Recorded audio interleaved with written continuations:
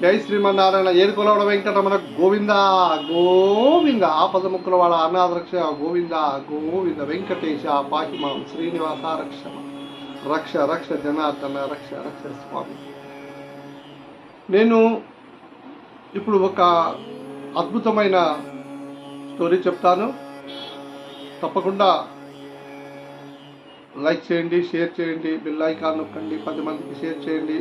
ఇంకా చాలా మోటివేషన్ వీడియోలు చేసే అవకాశాన్ని నాకు ఇవ్వండి. పరాయి సొమ్ము పాము లాంటిది, అది ఎప్పటికైనా కరుస్తుంది అన్నట్టుగా ఒక సామెత ఉంది. పరాయి వాళ్ళ సొమ్ము తీసుకుంటే, అన్యాయంగా దోచుకుంటే, మోసం చేసి దోచుకుంటే ఏం జరుగుద్దో నేను మీకు చెప్తాను. ఒక ఊరిలో ఒక వైద్యుడు ఉన్నాడు. అసలు చాలా పేరు కలిగిన వైద్యుడు. అసలు ఏ జబ్బుకైనా సరే, ఎక్కడి నుంచి వచ్చినా అయినా సరే అతను వైద్యం చేస్తే ఇంకా తగ్గదు అనేది లేదన్నమాట. అంత గొప్ప వైద్యుడు. కానీ అతను ఎవరి దగ్గర అయినా సరే ఒక్క కాసు మాత్రమే తీసుకుంటాడు. ఆయన జబ్బు చూసి వెంటనే వెళ్ళి ఆకులు అవన్నీ తీసుకొచ్చి చక్కగా నూరి అతను చేసేదానికి అతని అస్తవాస కావచ్చు, పరమాత్ముడి అనుగ్రహం కావచ్చు, ఏదైనా సరే ఆ జబ్బు తగ్గిపోతుంది అన్నమాట.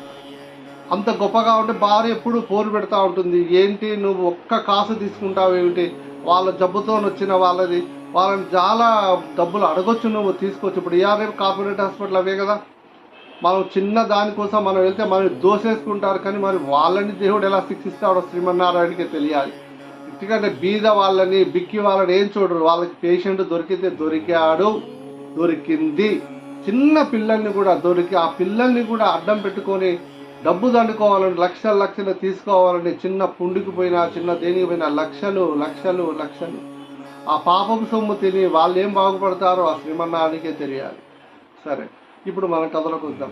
అది భార్య ఊకే అంటూ ఉంటుంది. అంటే అతను చెప్తాడన్నమాట, తప్పు ఇది, అది పాపపు సొమ్ము అవుతుంది, అట్లాంటి సొమ్ము మనం తీసుకోవద్దు, అబద్ధం చెప్పి తీసుకోవద్దు, మోసం చేసి తీసుకోవద్దు. మనకి సరిపోయింది కదా, మనల్ని పరమాత్ముడు బతికిస్తున్నాడు కదా. ఎంతో కష్టంగా బాధలో వచ్చిన వాళ్ళకి మనము వైద్యం చేయడం మూలాన వచ్చే పుణ్యం చాలా గొప్పది. వాళ్ళని మోసం చేసి డబ్బు తీసుకుంటాం. భార్యకి ఏమి ఎప్పుడు నగలు కావాలి, ఇట్లా చేయాలి, ఒక్క కాసే తీసుకుంటాడని అంటూ ఉంటుంది అనమాట. ఒకరోజు అర్ధరాత్రి ఒక తలుపు తడతారు. ఒక అతను వచ్చి ఎవరని లోపల తలుపు తీసి చూసేవాళ్ళకి ఒక పెద్ద బ్రహ్మరాక్షసుడు, పెద్ద కళ్ళు, కూరలు ఆయన తీసుకొని లోపలికి వస్తాడు. కానీ ఆయన ఒంటి నిండా గజ్జి ఉంటుంది, మొత్తం బాగా ఉంటుంది. ఆయన వెంటనే చూసి భయపడిపోతాడు. ఆయన వామ్మో ఏంటి ఇంత భయంకరంగా నా దగ్గరికి వచ్చాడని ఆయన అడుగుతాడు. అయ్యా డాక్టర్ గారు మీరే కదా వైద్యులు అని అంటే, అవును నేనే అని గడగడ వణికిపోతూ ఉంటాడు. నేనేం చేశాను, ఇంత పెద్ద రాక్షసుడు వచ్చాడని. ఆయన నమస్కారం చేసి ముఖాలు మీద కూర్చొని, అయ్యా నాకు ఈ జబ్బు ఉంది, ఈ జబ్బుతో నేను సతమతం అయిపోతున్నాను. నాకు ముందు జబ్బు ఉండేది కాదు, కానీ నేను దారిలెమ్మటి పోయే వాళ్ళని అందరినీ కూడా భయపెట్టి వాళ్ళ నగలు, డబ్బు ఇవన్నీ దోసుకొని నేను నా ఇంట్లో పెట్టేసుకున్నాను.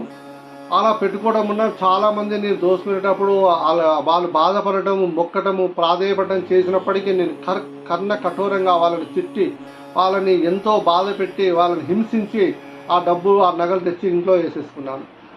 రాను నాకు ఇలాంటి జబ్బు వచ్చేసింది.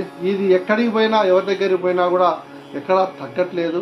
కానీ ధర్మపరులైన మీరు మీ చేతి హస్తవాసి మంచిది, మీ దగ్గరకు వస్తే తగ్గుతుందని చెప్పారు. అందుకే నేను వచ్చానయ్యా అని చెప్పేసి నన్ను చేస్తాను. చేసినప్పుడు అతని దృష్టి ఏంటి, వైద్యుడి దృష్టి ఏంటి, అతను ఎవరైనా కానీ అతను వచ్చాడు కాబట్టి అతనికి వైద్యం చేయాలని ఆయన అంటాడు. వెంటనే సరే అట్లాగే అని చెప్పేసి పోయి మీరు ఇక్కడే ఉండండి అని చెప్పి పోయి కొన్ని ఆకులు తెచ్చి నూరి ఇతనికి పెడతారు. పెట్టి అంటాడు, సరే నీకేదో ఇది 2 రకాలుగా ఉంటుంది. జబ్బులు రావడానికి కారణం నువ్వు చేసుకున్న కర్మఫలాలే. ఆ కర్మల్లో నీకు చెయ్యబాకు. ఆ ధనంతో నువ్వేం చేసుకుంటావు, ఈ మందు మాత్రం కరెక్ట్గా, కానీ 5 వారాలు రావాలి అని చెప్తుంది. అట్లాగే ఆయన మందు పెట్టుకొని వెళ్ళిపోతాడు. 2వ వారం వస్తాడు, 3వ వారం వస్తాడు, 4వ వారానికి పూర్తిగా తగ్గిపోతుంది. ఆయనకి తగ్గిపోయినప్పుడు చెప్తాడు, అయ్యా నాకు పూర్తిగా తగ్గిపోయింది అంటే ఇంకొక వారం వస్తే అయిపోయింది కదా, కంప్లీట్గా తగ్గిపోతుందని చాలా సంతోషంగా చెప్తారు.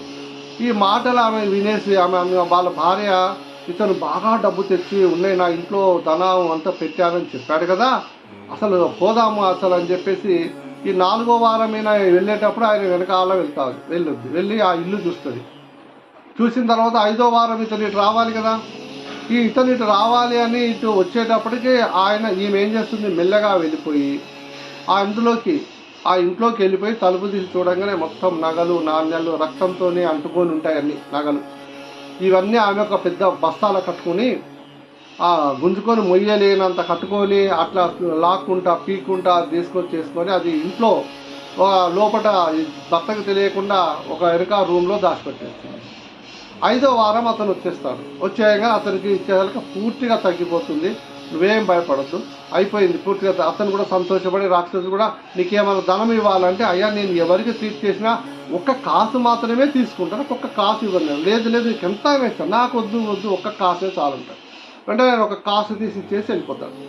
వెళ్ళిపోయాక రాత్రి పడుకుంటుంది భార్య.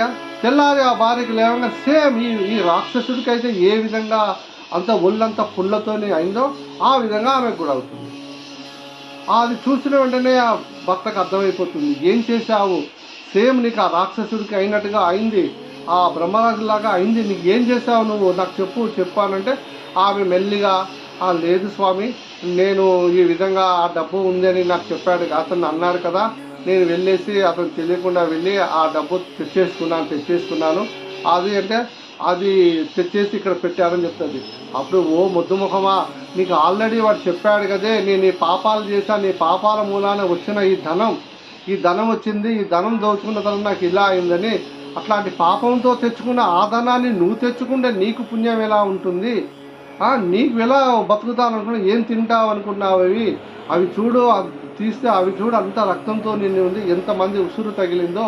ఆ ఉసురు తెచ్చుకున్న దాన్ని నువ్వు తెచ్చుకొని ఆ ఉసురంతా నువ్వు తగిలించుకొని నువ్వు ఈ రోజున ఇంత పాపానికి ఒడిగట్టావు, ఇలా అయిపోయావు అని చెప్పేసి నువ్వు వెంటనే ఆ ధనాన్ని తీసుకెళ్ళి అక్కడ ఇచ్చేసి రాపో, నువ్వు తీసుకెళ్ళి అక్కడ ఇచ్చేసిరా అని చెప్తే ఆ ధనాన్ని తీసుకెళ్ళి అక్కడికి పోగానే అతను ఆ బ్రహ్మరాక్షసుడు ఉంటాడు. ఆయన అప్పటికి మంచిగా అయిపోతాడు, రాక్షసుడే కానీ అతను ఒంట్లో ఏది ఉండదు. ఆయనకు నమస్కారం చేసి, అయ్యా నేను వైద్యుడి భార్యని, ఇలా జరిగిందని చెప్తే అతను చాలా అదైపోతాడనమాట. అంటే ఎందుకు అనంటే తనకు అర్థమైపోయింది, నేను ఈ పాపం చేయబట్టే నేను ఇలా అయ్యాను, ఆ పాపంలో ఉన్న కొద్ది బాగా ఆమె తీసుకుపోయిన తర్వాత ఆమెకు అదే జబ్బు వచ్చింది. కాబట్టి ఆయన వెంటనే ఆ రాక్షసుడు అయినప్పటికీ ఆ ఊళ్ళో ఉన్న వాళ్ళందరినీ పిలిచేసి ఆ ధనాన్ని అంతా పనిచేస్తారనమాట. అయ్యా ఇది నేను ఇస్తున్నా, నాకు ఆ పాపకర్మాలు నేను ఆల్రెడీ అనుభవించేసిన, ఇప్పుడు మీరు ఇది నా దగ్గర నుండే మనస్ఫూర్తిగా తీసుకోవచ్చు. అదే నాకు తెలియకుండా దొంగతనం చేస్తే అది దొంగతనం కాబట్టి ఆ జబ్బులు మీకు వస్తాయి. ఇప్పుడు అలా లేదు, నేనే ఇస్తున్నా, నేను ఆల్రెడీ అది అనుభవించాను, నేను ఈ పుణ్యం చేసుకోవాలంటున్నాను, నేను చేశాను అనమాట. చూసారా, తప్పు దొంగతనంగా ఒక మోసం చేశారో చాలామంది అంటూ ఉంటారు, వాళ్ళు చాలా పెద్ద పెద్ద బిల్డింగ్లు కట్టారు, 7 కోట్ల రూపాయలు 10 కోట్లు 20 కోట్లు కట్టారంటే ఒక మనిషికి 10 కోట్లు 20 కోట్లు ఎట్లా వస్తాయి, ఎంత కష్టపడితే వస్తాయా? కష్టపడితే వచ్చేది కొంత అయితే మోసం చేసి సంపాదించింది కొంత. అతను అంత పెద్ద ఇల్లు కట్టుకున్నా ఎప్పుడు సుఖంగా ఉంటాడు, ఎన్ని రోజులు ఉంటాడు. కాబట్టి ఫ్రెండ్స్, మోసంతో ఏది తీసుకోవద్దు, అబద్ధమాడి ఏది తీసుకోవద్దు. మీరు ఎప్పుడైతే ధర్మంగా ఉండి రూపాయి సంపాదించుకున్న చిన్న గుడిసెలో ఉన్నా సరే మీకు ఆనందం ఉంటుంది, ఎట్లాంటి ఇబ్బంది ఉండదు.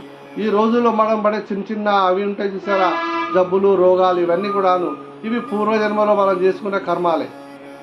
ఆ కర్మాలతో ఈ జన్మలతో మీరు చెప్తారు, మేము ఈ జన్మలో ఏ పాపం చేయలేదండి, అసలు మాకేంటో ఈ కష్టాలంటే ఈ జన్మలో చేయకపోయినా పోయిన జన్మ పాపాలు ఉంటాయి కదా, సంకుచిత కర్మ, అప్రారబ్ధ కర్మ, నిషిద్ధ కర్మ, ఇవన్నీ మీ ఎప్పటి పడుతూనే ఉంటాయి.